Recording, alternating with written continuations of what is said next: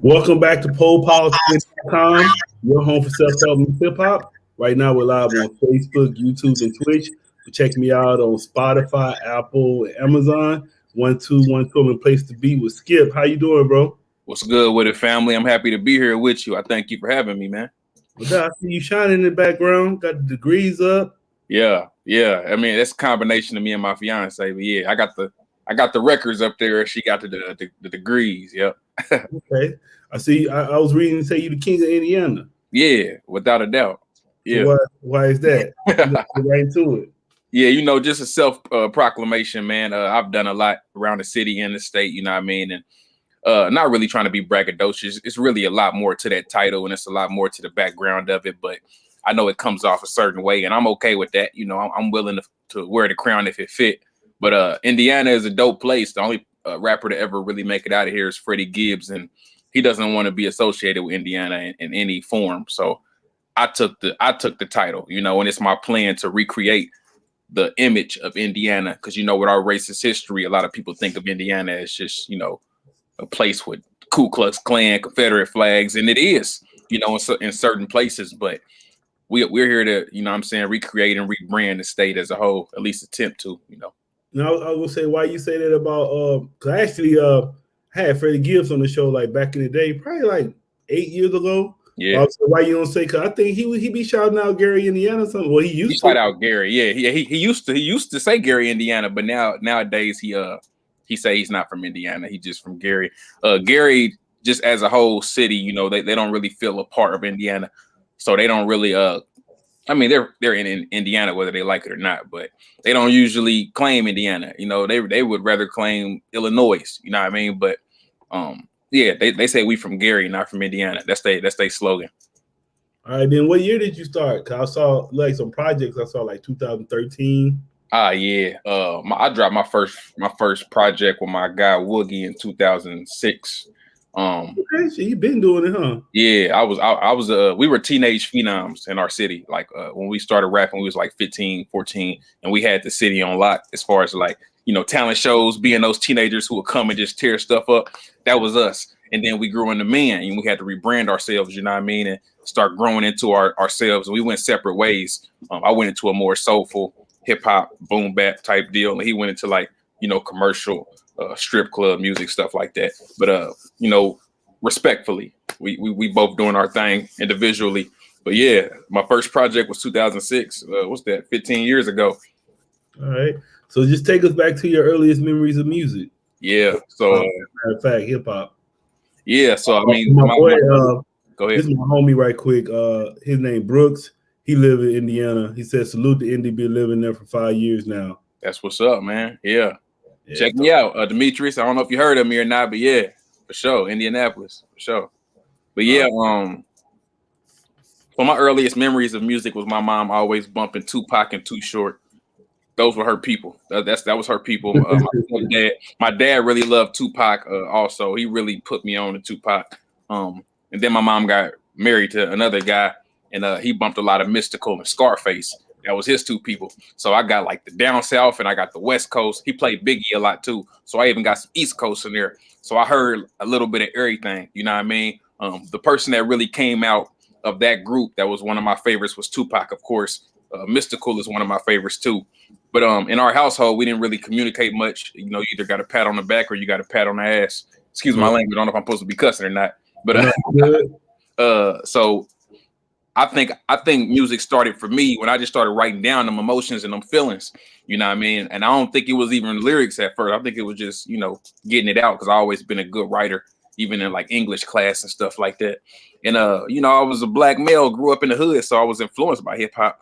So eventually those words turned into lyrics, and I started writing in middle school. But I didn't actually start rapping until 2006 when I met my guy. We kind of motivated each other to actually turn this into a thing. You know what I mean? And as soon as we did that, like the city just went crazy, because back then it was straight punchlines. That was Cassidy and J.R. Ryder and all these people that was hot around that time, punchlines. So me and my guy we really had some strong punchlines, and they just loved it. You know what I mean? And that's how it all started for me. Oh yeah, he came back on. He said he about to get some tracks and share them to his page. Much love, man. Much love and appreciation. All It's right. ironic that he's in Indy though. Yeah. Where's this show based out of? Yeah, where you from? Where you at, Brooks? Let us know where you based out of. I'm talking about PoPolitickin. Oh, me? Oh no, I'm San Diego Pope, man. I'm in Oceanside, California, but it's San Diego. Nice. All right, that's super ironic that you got an Indy cat in here. That's my guy right there. That's what's up. Yeah. So how would you say your style has evolved from when you was 15 years old till now? Man, one thing that I can say about, just period all the styles of music I've done is it's just been so many different ones. And I think it's hurt me in ways, but it's also helped me in ways. Just depends on the person and their musical preference. When I first, like I said, when we broke up as a rap group and I went solo, initially it was straight struggle rap, because I really grew up in the struggle and I really wanted to talk about that. So I was really into the struggle rap, you know what I mean? Just talking about the come up and, wanting to get out of the situations I was in. Over time, it kind of grew into more like soulful but mature. Really had like some neo soul type vibes to it. And then I got into this. I started a series called Skypp Saturdays, where basically it was straight bars. You know what I mean? I went back to the bars, not as violent as I was as a kid, but just bars. And here lately, like the last 4 or 5 years, I didn't got into more boom bap. You know what I mean? A more 90s vibe. You know what I mean? Just like the gritty boom bap type feel. That's what I've been on like my last couple of albums, mixed in with a little club stuff here and there, just trying to cater to everybody. But yeah, I've been all over the place as far as musical styles, man. I think I'm a really lock into this boom bap stuff though, and really stick with it. I think it's the place where I feel home, because I like spitting like that. So yeah, I'm saying now I want you to talk about your content. I like what you rapping about, man. I listened to I think I listened to the Sundown Town, the Divine Rights, and then there was another one, but I like what you be rapping about, man. Like you spin some real shit.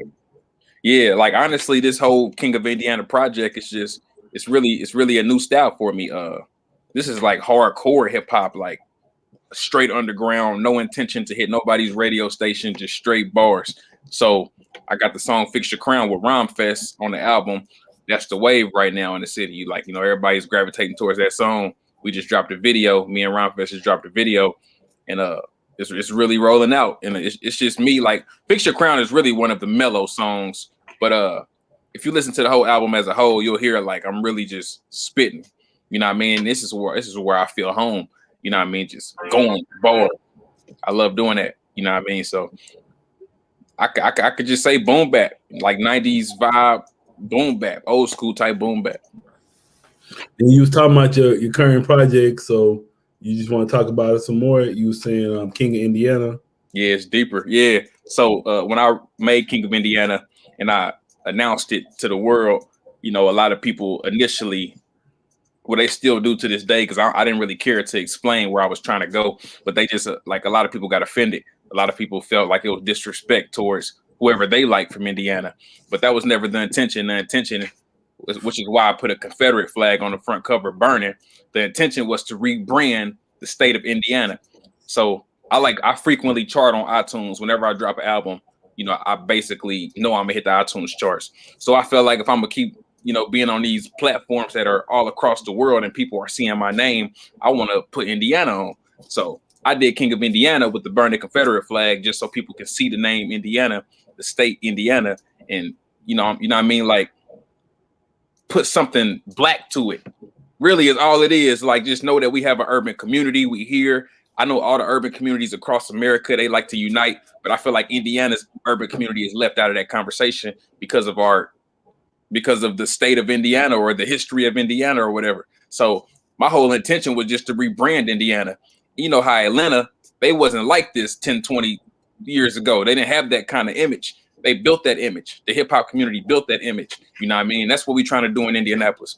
Just bring it to the whole state of Indiana. The only city in Indiana that ever really had that notoriety as a black city was Gary.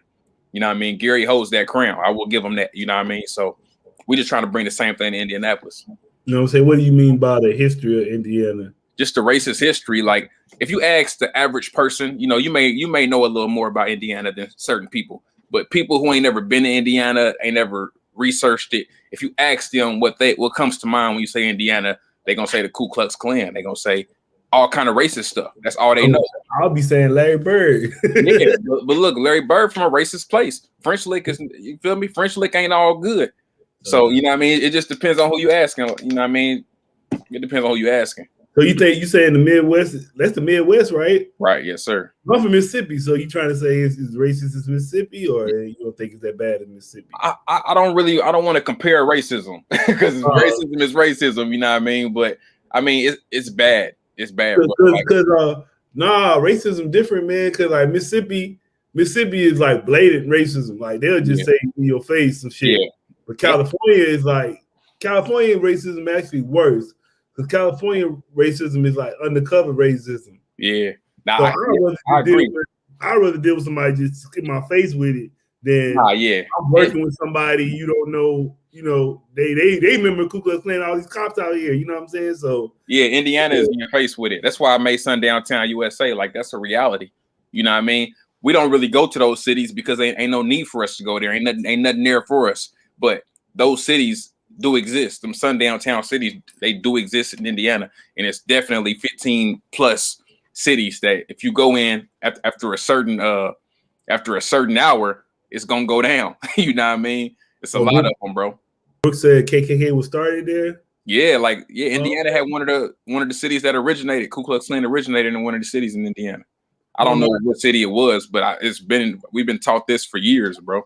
Yeah, I guess people be thinking because a lot of people like they always left Mississippi and they went to Chicago, so you always like the Midwest ain't as bad, but that's crazy. Illinois is bad too. But like I said, when you talk about these big cities, it's not as blatant in the big cities as it is in these little small cities around the big city. They don't bring that to the big cities, bro, because we here. You know what I mean? I ain't saying they scared, but they ain't stupid either. What's the average day for you right now? Oh man, I have like lots of interviews. I probably do like 2 interviews a day. 9 times out of 10, I'm studying, trying to find a new blog to hit, trying to find a new podcast to feature on, trying to find a new playlist to have my music featured on.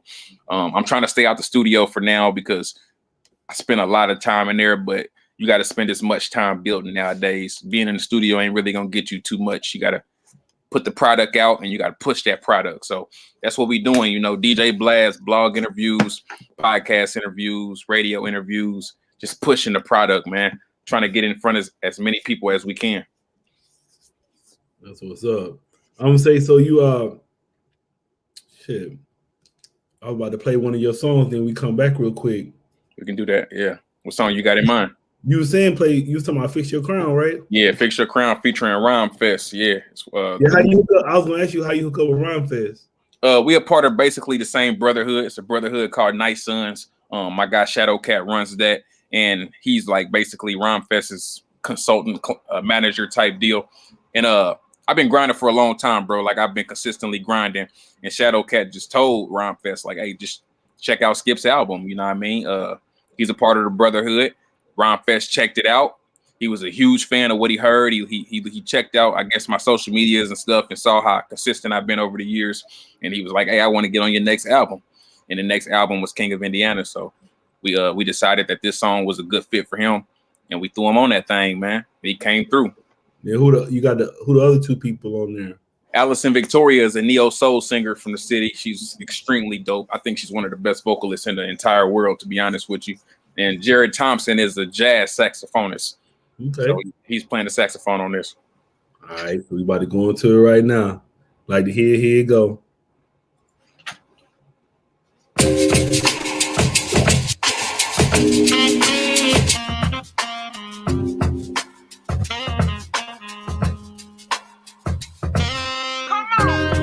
Baby, waiting for the perfect time.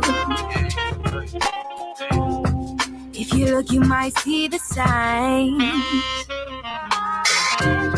You know, with power comes corruption. I will stand with you, my loved one. Don't ever let them see you down. Pick your head up and fix your crown. Where would I be without my backbone? How could I eat without my trap phone? They tell me heavy is the head that wear the treasure. But luckily I got my queen to ease the pressure. We on the cloud floating like a feather Bought her a mink with leopard heels, leather pants, my guilty pleasure. She said if they don't want to spin it, break your own records. We too respected, not affected by a home record. Royalty, business style, I'm so noble. The type to cash out before I even know the total. Wealthy in spirit, the money's just the illusion. You can't pay to be solid, what is you stupid? Time to make a deposit, I'll meet you at the castle. They predicting our journey, that's only half the battle. Keep your foot on their neck, crushing their Adam's apple. You belong to the top dog, they gunning at you, my queen. Baby, they waiting for the perfect time.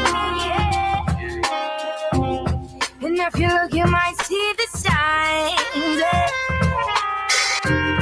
You know with power comes corruption. I will stand with you, my loved one. Don't ever let them see you down. Pick your head up and feed your crown jewels in my heart, crown royal in my glass. Those stones at the throne, I will clown on your ass. I got heaven in the future from the hell of a past. Baby mama used to throw my daughter mail in the trash. So she never got my love letters. I need to tell her, princess, you my successor. Such pressure on the diamond cause Chicago's rough. Niggas will promise you the world and never follow up. See, that's how they cut. Watch, don't even talk, just listen, they gon' fuck up. Got him. See, Solomon was gon' split the baby to solve the problem. I'd rather split a bag and get a nigga mad when I multiply my half and show him what he coulda had. Fuck a coulda, shoulda, woulda when you grew up on the 9 and they never understood you. Veil on their eye, they could never see the enemy or the enemy. Illiterate niggas cannot read energy. Couples be waiting for the perfect time. If you look, you might see the signs. You know with power comes corruption. I will stand with you, my loved one. Don't ever let them see you down. Pick your head up and feed your crown. It's for the law with they crooked ass. You threw the cross, ain't no looking back. We the ones who keep the hood intact. I know you hate to see us winning cause y'all built the trap. Follow my order, ho, you work for me. Them suckers get away with murder in the 3rd degree. They approaching when they hear us universally. Won't be no mercy, we tried to respond with courtesy. It's hurting me to see the way this shit played out. We keep potatoes for the beef, but this ain't a steakhouse, more like a stakeout. A prison you can never break out, nobody's safe. I feel sorry for the ones who may doubt. Proceed with caution regardless of threat. This life is unpredictable, collect all you can get. Sharpen your sword, load your gun, beg God to protect. My homie lived a decent life and got shot in the neck. Life is a bitch, but she got my respect.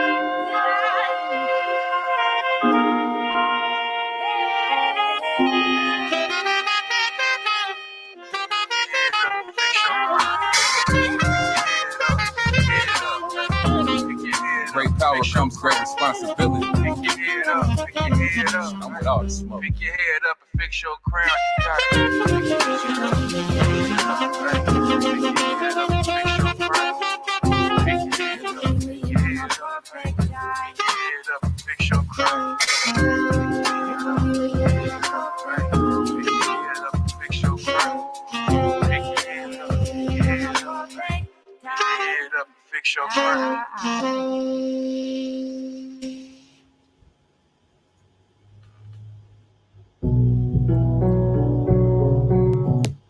That's hard right there.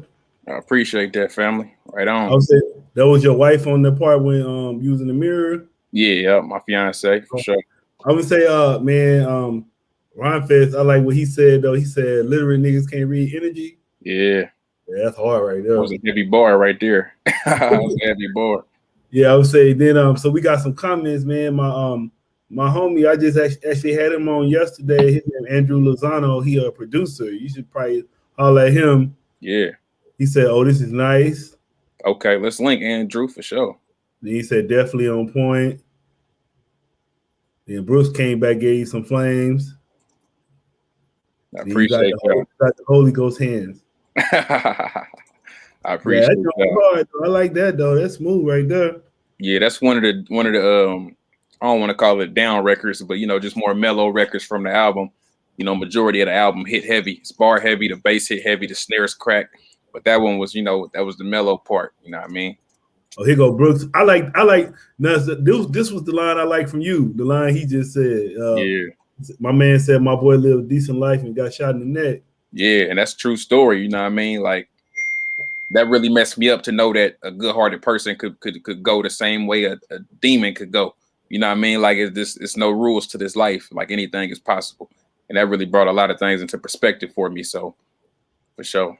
Appreciate it, Kimmy. Yeah, she said that was dope too. I'll say, so what do you say like motivates you the most with the art? Like, is it the money, the fame? Well, I tell you what, man, like it's been a very, very long time coming, and a lot of people think it's all sweet, the music grind, man, but it's one of the hardest things ever, man. And it takes a really strong-minded person to stick it out, especially 15 years like I have, you know what I mean? But I'm really motivated by the finish line, and I'm also inspired by all the things I've been able to accomplish, you know what I mean? Like if I wasn't able to accomplish as much as I have, I probably wouldn't be as hopeful as I am. So I'm just grateful to have so many accomplishments and so much validation and progress, you know, even after all these years, like the albums get more and more successful. So just to get that validation and see that progress, it really means a lot to me, you know what I mean? So the finish line really inspires me because the last place I want to go is back to where I was in the streets. I don't want to go back there. So I'm really just driven to make this work. And then what are some of the accomplishments you're most proud of? Man, in my city, bro, I've done so many amazing things. My face been on the side of a city bus. I've charted on the iTunes charts. My last 3 albums charted in the top 15 on the iTunes. I've been invited to the Grammy Awards. I've been on the news. I just did an interview yesterday with Channel 6 News. I did an interview with Channel 13 News. So much stuff, bro. I've done tour dates with Babyface. Babyface is from Indianapolis, Indiana.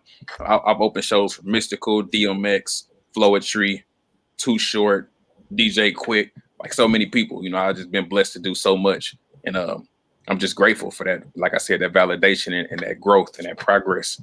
And it just shows me that I'm working with something. I got potential to be something, you know, and that's what keep me going. Yeah, and I read you hooked up with you like got a mega manager. You went and got like Bobby Brain Heaton or something.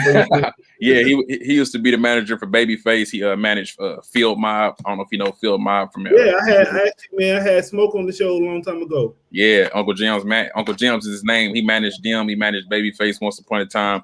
You know, he's done a lot of things. He's won Grammy Awards with Mariah Carey. Yeah, so he got song credentials with Babyface and Midnight Star.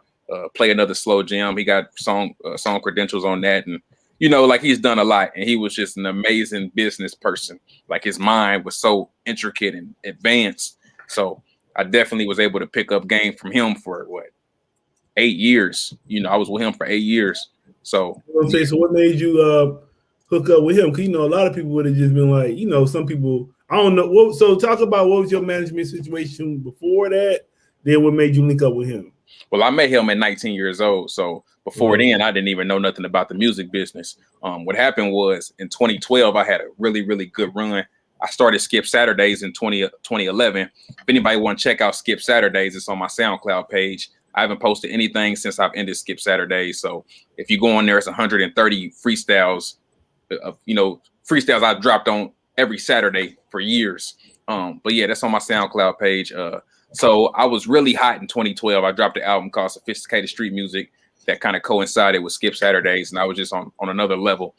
So I had a record deal on the table with Grand Hustle. This is back when Grand Hustle was really doing their thing.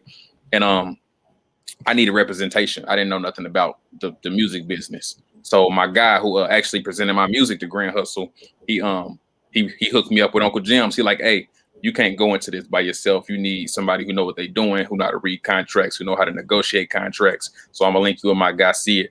So it started as it's just a consultation thing. Like, hey, help me, you know, validate this record deal and let's get it signed.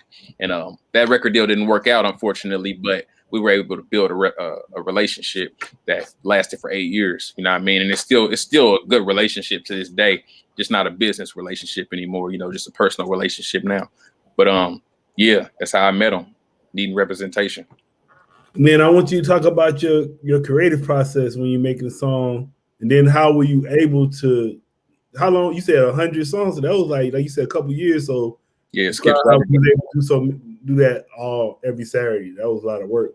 Yeah, Skypp Saturdays was freestyles to industry beats. They wasn't original beats or anything like that. It was, you know, just the most popular songs out at that time, or even classic songs from back in the day. But I always write on the spot. Like writing is kind of like effortless to me. Like I don't overthink it. I don't spend a whole lot of time writing.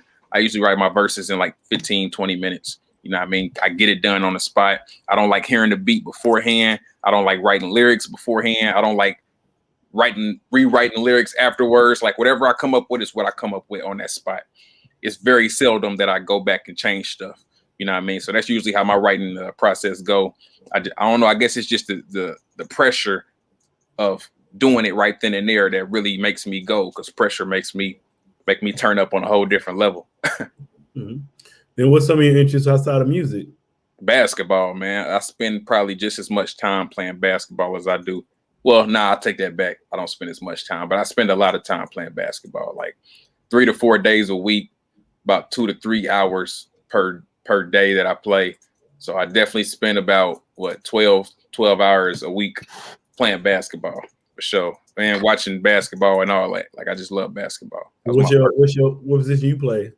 I'm usually a guard because I'm not the tallest guy, but I'm known for defense. Like I play extremely good defense, like defensive IQ and just the knowing what the player, what move they about to make, breaking down they plays. Like I'm just a really good defensive player. You like Ron Artest? Ron Artest a forward. I say more like Patrick Beverly, something like that, but not as much of an irritant. I'm not like he a little extra. He can get real dirty and stuff. I don't got to get dirty. Like I just play good defense. So something along the lines of him. Just they call me a 3 and D player, so I D up and then I sit corner and shoot the threes, or sit on the hash and shoot the threes. But yeah. Are you a Pacers fan? I love the Pacers because it's Indiana, but we are disappointed with them every time they step on the court. Yeah, I used to like them back in the day though when they had with Jermaine O'Neal and all them. Yeah. But I was like, man, I guess because of Jordan though, I just knew they could have won one year. Like, back in the day, then they had like they had Deadly Strip, right? And Rick Smits and Dale Davis. I don't think they had the first dude you said. He was on the Sonics. Yeah, but he went to the Pacers afterwards. I don't think so. I don't remember him coming to the Pacers. But we had Rick Smits, we had Mark Jackson, Austin Crocier, Mark Jackson, Reggie, Ron Artest, Jermaine O'Neal, Steven Jackson. Like that squad was nasty. Dale Davis, like you said, Jeff Foster. We had a squad, man, and we made it to the finals. We made it to the finals and got put on up out of there.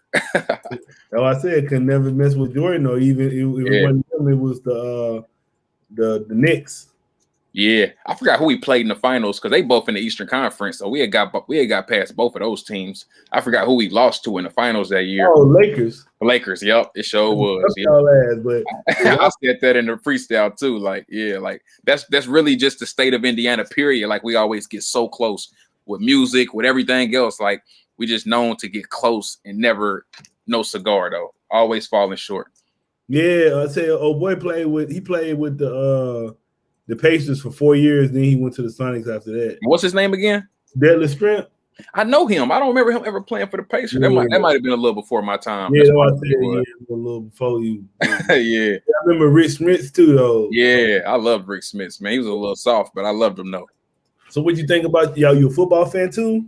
I know some about football. I was a real big football fan about 10 years ago, but here lately I usually You was a Colts fan? Nah, I definitely it depends on what year, but I was never a big Colts fan. I definitely loved them when Peyton and Edgerrin James and Marvin Harrison and Reggie Wayne was running the league, Bob Sanders and all them. Like I appreciated that, but just like any other time, bro, Indiana sports always falling short, but we definitely got a Super Bowl victory. That's one thing I can say. We got that. Then what would you say? What's a fun fact about you? Man, I usually say that I write songs in 30 minutes. That's usually my fun fact about Skypp. But let me see. You already said that. You said 15. Yeah, I know. That's what I'm saying. That's what I usually say, but I didn't already said it. All right, so I will say that once I ended Skypp Saturdays from all the copyright infringements from using other people's beats and stuff, I had a lot of issues with that. When COVID-19 started, I started a new freestyle series on my Instagram page called Quarantine 16s. A lot of people don't know because it was like you had to be there in that moment to actually know about it, unless you just go scrolling down my Instagram page. But that was probably one of the most dopest times of my music career. I had a ball, and Quarantine 16s was that deal, man. Now I would say, so what do you say? What's next for your career? Like, what are your top 3 goals you want to accomplish? Man, I was really hoping to hit the Billboard charts with this album. We hit number 13 on iTunes charts. I feel like I don't know why we didn't hit the Billboard charts, to be completely honest with you. I feel like we should have, but something I must have fell short. I'm not sure. But the Billboard charts is one. I want to go on tour again, but I want to be like a supporting act, you know what I mean? Or maybe close to the head act or whatever. So touring, Billboard, and I don't know, man. Maybe I can make an XXL freshman list, even though I've been doing this for 15 years. But my introduction to the world, you know, as a on the big stage has yet to happen. So, you know, I'd be grateful to get that too. You know what I mean? Yeah, shit. I know you probably be yeah, especially what I know, do you be thinking like, I know probably not, but I just want to ask you anyway. Do you be thinking sometimes like, damn, what if I did come out when Grand Hustle was popping back then? Man, yeah, I think about that, bro. And the bitter part about it is I never heard anything about it. It wasn't like, you know, we sat down and we had a talk and it just didn't work out. It was like it just disappeared. And me being 19 years old, people kind of treated me like, hey, just stay in the teenager's place. They didn't really give me that respect. I had to demand that, but they just never told me what happened with it. You know, it went from, hey, Grand Hustle want to sign you. They extremely interested, to finding a manager to nothing. Like, I didn't hear nothing else about it. So I do think about that. Like, why didn't it happen? What could it have been if it did happen? You know what I mean? It was. Hey, I don't want to. You let me know if I'm wrong, but to me it sounded like you came in there with your business on point, and then they got nervous. Nah. If you would have came in there with yourself, then maybe it would have been different. I don't think, like I said, bro, it was never a meeting or nothing. Like, it wasn't none of that. Like, it was, hey, they want to talk to you, find representation, and then nothing. I don't know. I don't even want to try to assume what happened. I just feel like I don't know, bro. I'm not even going to try to assume. But I was really upset with the fact that I didn't hear nothing about that situation ever again. Not even to this day. I ain't heard nothing. You know what I mean? So I just wonder, like, what happened? You know what I mean? But yeah, things could have been crazy, bro, because back then I was a whole different type of artist than I am now. And I just know that, you know what I mean? Like, with the fan base I had, I was on the right path musically. But after that, I changed my whole style up. You know what I mean? So who knows what could have been. And then what would you say to like you said, you've been doing it for 15 years. So what would you say to any artist, like, I guess a new artist is just starting? Like, what would you say as far as like staying motivated, keep at it? Yeah, my number one piece of advice is always to try to keep the emotion to a minimum. I did the same thing when I was a teenager, man. I came into the game thinking everybody was against me and people was blackballing me and all this just because I wasn't getting the recognition I felt like I deserved. But I learned the hard way, man. It's never personal. It's always business, and you get what you work for. So you may feel like you're the hardest working person ever, but maybe you're working too hard and not working smart enough. Always let it fall back on you. Don't be out there blaming everybody else for your shortcomings. Keep emotion out of it. Stick to the grind and just go hard, man. Keep the emotion out of it. Trust me, it ain't gonna do nothing but push people away from you when they see you acting out emotionally. So just keep a business mind, keep steady, and go get it. You gonna get it. Trust me, you gonna get it if you stay steady. That's what's up. And then what would you like to say to your fans and supporters? Man, thank y'all for years and years of nonstop, constant, uncompromising support. I really, really appreciate it. You know what I mean? It's been a long journey. I appreciate y'all sticking it out with me. Some people have disappeared. Some people are new to the journey, but whoever you are, wherever you are, I thank you just for being here, for giving me a chance, the time of day. And I'm definitely not going to let y'all down. Just thank you. I don't say, did you see the George Floyd verdict? I did see that he was guilty on all 3 counts, but you know what I mean? I don't really try to get into that too heavy because, like, I just feel like it's so much work to be done. You know what I mean? It's a victory, nonetheless, if it's even official, bro. I don't know how it's some powers out there that's real evil, man. But it's a victory nonetheless, you know, and it's a lot of work to be done outside of that. What's up? All right, man. I want to say thanks for coming through Politickin with me. Yeah, my pleasure, man. I'd love to be on here another time, man. Chop it up with you. Appreciate linking with you, man. And we got to connect on social media somehow, man. With follow each other or something so we can stay in touch. Yeah, I think I hit you up. I followed you already, but yeah, man, we're gonna have to whenever you come out with something else, hit me up for sure. Cause like I said, I like the music, man. That was what I was gonna say too, man. I know you were saying like this kind of like new style for you. Yeah, the boom bap style is kind of. Yeah, I think keep doing it. I think this is gonna be it for you, man. It sounds good. So I appreciate that sincerely. I think you'll get it'll come to you, man. You keep doing it like that because you spitting. I appreciate it, man. Right on. You want to tell me your social media and everything? Yeah, SKYPP is how you spell Skypp. SKYPP317 is my Twitter and Instagram, and my Facebook fan page is SKYPP. Or you can just visit my site, official SKYPP.com, officialskypp.com. Why you call you Skypp? I just came up with it. It's just a random name, and I wanted to spell it different, rather than just spelling the SKIP. But ain't really no crazy story behind that. I just came up with it with my mama one day, and bow, we just let it be. All right. Any shout outs? Shout out to the producers of King of Indiana, Shiny D and Jason Bain, Joey French, Zero the composer. Shout out to the featuring artists. Shout out to Ron Fest for coming through and selling the whole album. Shout out to the supporters, of course, and shout out to you for having me, man. All right, y'all. We all check me out, PoPolitickin.com. Get y'all some merch. Shit. All right, we'll be back I'll be back in a little bit. Check me out.